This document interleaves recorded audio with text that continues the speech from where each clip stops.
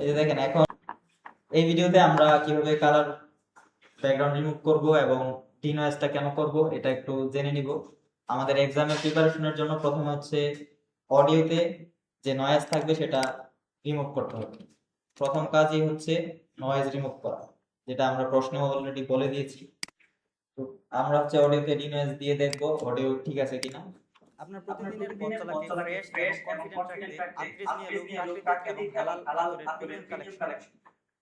তো এই হচ্ছে আমাদের অডিও, মনে হচ্ছে নয়েজ নেই, তারপরও আপনারা কয়েকবার শুনে দেখবেন যে নয়েজ রিমুভ হয়েছে কিনা ঠিকঠাক।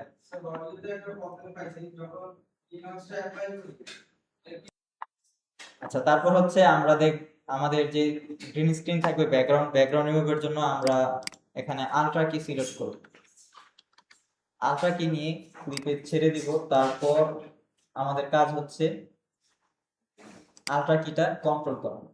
আমরা যদি ব্যাকগ্রাউন্ড রিমুভ করি, প্রথমে কাজ হচ্ছে যদি শ্যাডো থাকে সেক্ষেত্রে শ্যাডো থাকার কারণে যেখানে হচ্ছে সর্বনিম্ন বা ডার্ক অংশ আছে কালারের, সবুজের যে ডার্ক অংশ সেখানে আমরা ক্লিক করব। এখানেও আছে কিন্তু এটার থেকে এটা একটু ডার্ক, এর জন্য আমরা এটা সিলেক্ট করব।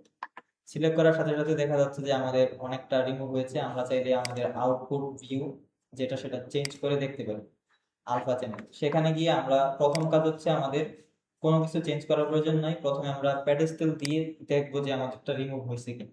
তো এখন মনে হচ্ছে পারফেক্ট রিমুভ হয়েছে। আমরা আবার কম্পোজিট ভিউতে চলে আসবো, তারপর দেখবো এখানে কিছু অংশ আছে যে সবুজ সবুজ ভাব আছে। এটা দূর করার জন্য আমরা চোখে একটু পরিবর্তন করতে পারি, চোখ থেকে হালকা একটু প্যারামিটার বাড়িয়ে দিব। তারপর হচ্ছে এটা একটু সফট করার জন্য আমরা এটাকে কমিয়ে বাড়িয়ে দেব। বেশি প্রয়োজন নেই, যত কম রেখে করা যায়, কারণ লবণ বেশি দিলে ঝামেলা। তো এতটুকু। আমাদের স্পিন সাপ্রেশন এগুলো থেকে তেমন কাজ নাই, এগুলোর পরিবর্তন তেমন লক্ষণীয় না। তো এগুলো যেমন আছে তেমনই থাকবে। এই হচ্ছে আমাদের ব্যাকগ্রাউন্ড রিমুভ বা প্রজেক্টের শুরুতে যে কাজটা করতে হবে ওইটা।